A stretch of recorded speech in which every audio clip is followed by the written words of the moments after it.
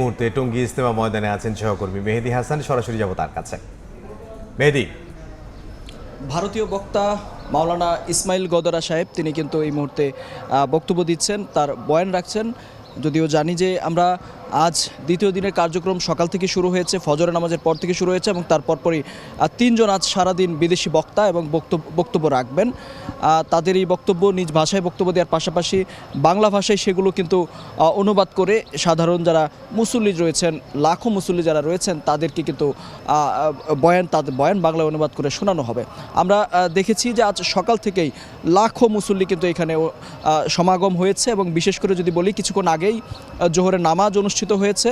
সেই জোহরের নামাজে শত শত মানুষ, লাখো লাখো মানুষ এক কাতারে দাঁড়িয়ে তারা নামাজ পড়েছেন এবং দেশের জন্য দোয়া করেছেন। বিশেষ করে যদি বলি যে এই যে ইজতেমার আজ অর্থাৎ প্রথম পর্বের পঞ্চম দিন, তৃতীয় দিন প্রথম ধাপ এবং দ্বিতীয় ধাপের দ্বিতীয় দিন আজ চলছে। সেই দ্বিতীয় দিনের আনুষ্ঠানিকতা সকাল থেকে শুরু হওয়ার পর থেকেই এখন পর্যন্ত আমরা দেখেছি মানুষের মধ্যে যে জানার আগ্রহ, বিশেষ করে দিনের আমল সম্পর্কে, পরকাল সম্পর্কে জানার যে আগ্রহ সেটি তারা এখান থেকে জানছেন। বিশেষ করে যদি বলি যে আমল জানার পর ব্যক্তি জীবনে যেগুলো কাজে লাগাবেন এবং তার পাশাপাশি তাদের পরিবার পরিজন এবং বিশেষ করে এলাকাবাসী যারা রয়েছেন তাদেরকে আসলে এই দিনের আমল তারা যে বিষয়গুলো জানছেন সেগুলো কিন্তু তারা আসলে তাদের মধ্যে বার্তা ছড়িয়ে দিবেন, এই অঙ্গীকার তারা এখানে করেছেন। এবং বিশেষ করে যদি বলি এর বাইরেও বেশ কিছু শুধুমাত্র বয়ানই নয়, বয়ানের পাশাপাশি আমরা আনুষ্ঠানিক কিছু কার্যক্রম দেখেছি। বিশেষ করে আজ বিকেল নাগাদ আসরের নামাজের পর কিন্তু এখানে একটি যৌতুকবিহীন বিয়ে, অর্থাৎ সমাজের যেই ধারণা যৌতুক নিয়ে বিয়ের যে ধারণা সেই প্রথা ভাঙতেই কিন্তু তারা এই কার্যক্রম অনুষ্ঠিত করেছে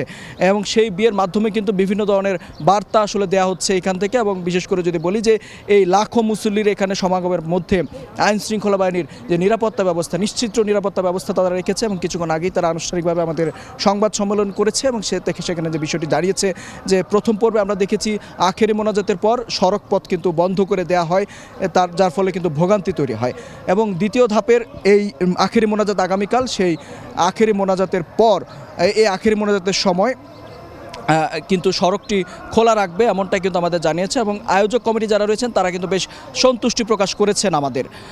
সব মিলিয়ে এই মুহূর্তের যে আয়োজন, সেই আয়োজন কিন্তু এই মুহূর্তে আমরা দেখছি মানুষের মধ্যে জানার যে আগ্রহ, দিনের যে আগ্রহ সেটি কিন্তু বয়ান চলছে যে সারাদিনব্যাপী চলবে। তো এই ছিল টঙ্গী ইজতেমা মাঠ থেকে আমার কাছে থাকা সবশেষ তথ্য। টঙ্গী ইজতেমা ময়দান থেকে সহকর্মী মেহেদী হাসান।